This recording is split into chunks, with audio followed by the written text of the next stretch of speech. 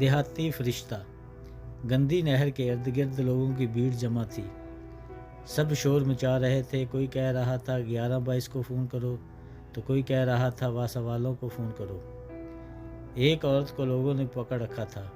وہ چلا رہی تھی میرا بیٹا مر رہا ہے، اگر خود نہیں بچا سکتے تو مجھے نہر میں جانے دو، میں اپنے بچے کو اپنی آنکھوں کے سامنے مرتا ہوا نہیں دیکھ سکتی۔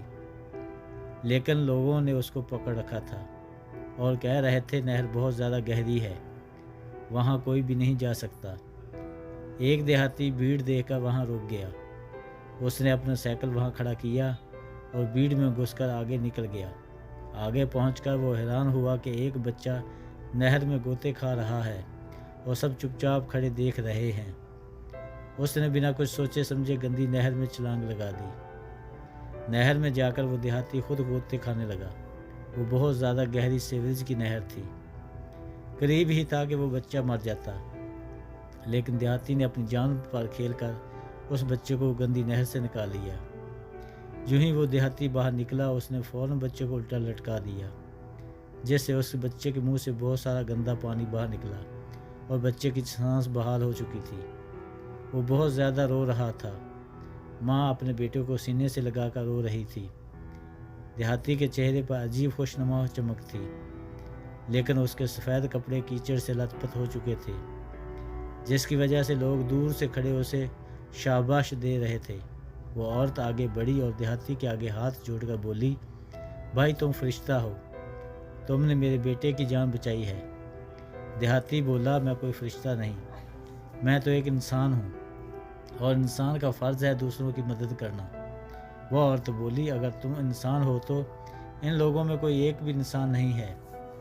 سب اپنی نظریں چرا کر وہاں سے ایک ایک کر کے جانے لگے اور دیہاتی سے بولی، بھائی میرا گھر قریب ہی ہے، آؤ آپ کے کپڑے دھلوا دوں۔ مجھے افسوس ہے کہ میں آپ کا شکریہ ادا نہیں کر سکتی، لیکن پھر بھی اگر کوئی کام میرے لائق ہے تو بتائیں، میں ایک اچھے گھر سے تعلق رکھتی ہوں، اگر پیسے چاہیے تو وہ بھی بتا دو، میں دے دوں گی۔